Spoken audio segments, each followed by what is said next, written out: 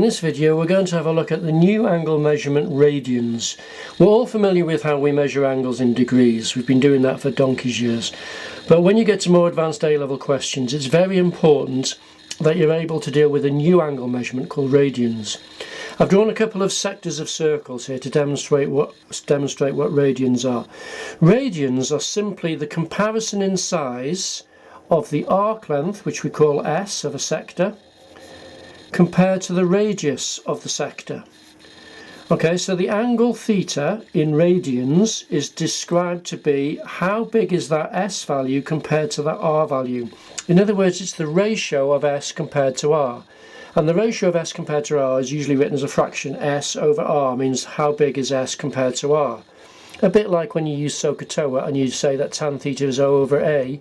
That's the comparison or the ratio of O compared to A for a right angled triangle. So theta in radians is how big is S compared to R.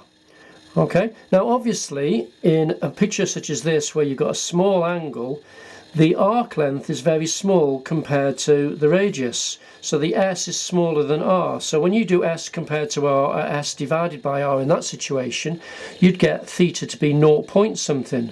So a very small angle like that is going to be 0 point something in radians. Whereas if you have something like this sort of sector where S is much bigger than R, S is a much longer arc length compared to R, S is bigger than R, S divided by R would be bigger than 1. And so you'd get 1 point or 2 point possibly radians. And what you find is that when you work out S over R, and the answer is equal to 1. In other words, when S over R is exactly 1, in other words, S and R are the same size, you find that that happens when the angle in degrees is about 57 degrees. So when that angle is 57 degrees, S and R are the same length, and that is equivalent to 1 radian. So what we find is that 1 radian is about 57 degrees. Well, let's just take this a stage further. If you're looking for radians and it's simply the comparison of the arc length compared to R, S divided by R, then if you just do a bit of algebra manipulation, then if you say S equals multiply both sides by R, you get S equals R theta. And that's a little formula we use in maths to do with sectors of circles, which link arc length, radius and the angle in radians. Theta must be in radians for this formula to work. So just remember, radians are simply the ratio of arc length compared to radius. So for example, if the arc length is twice as long as the radius, if S is twice as long as R, then S over R would work out to be 2, and the angle would be 2 radians. If the arc length is 3 times as big as R, then the radians would work out to be 3 over 1, which is equal to, or 3 over 1, it would be 3 times as big, so the radians would be 3. Similarly, if in this situation, let's say that arc length is 2 meters, for example, 2 meters, and that radius is 6 meters, for example, you'd say S over R is 2 over 6, which means 2 over 6, which is 1/3. So that angle there would be 1/3 of a radian.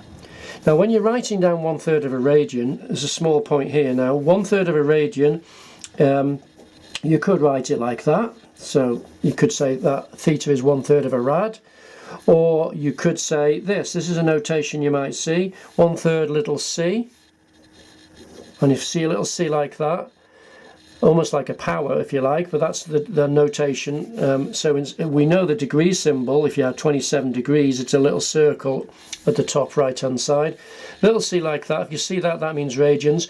But strictly speaking, now this is really important for when you're doing calculus work, radians are simply a comparison of 2 side lengths. So if I go back to here, S over R, if that is measured in meters and that is measured in meters, you're getting a comparison of 2 distances. So the answer has the units cancelling. So for example, if the S is 2 meters and the R is 1 meter, you get 2 meters compared to 1 meter. All you're doing is comparing those 2 distances. The answer would simply be 2. The arc is twice as long as the radius. You don't have an answer of 2 meters.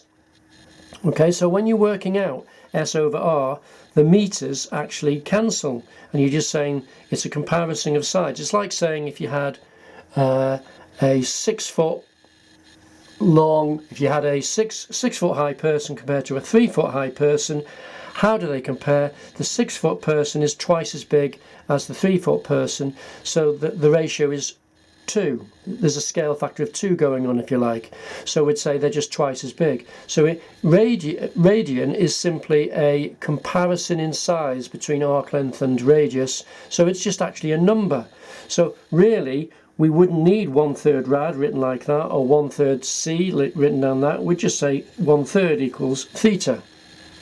And that is how you would write down the radians.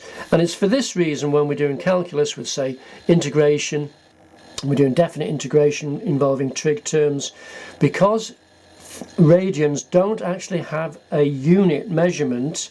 It makes it easier to do calculus techniques. I'm not going to expand upon that now.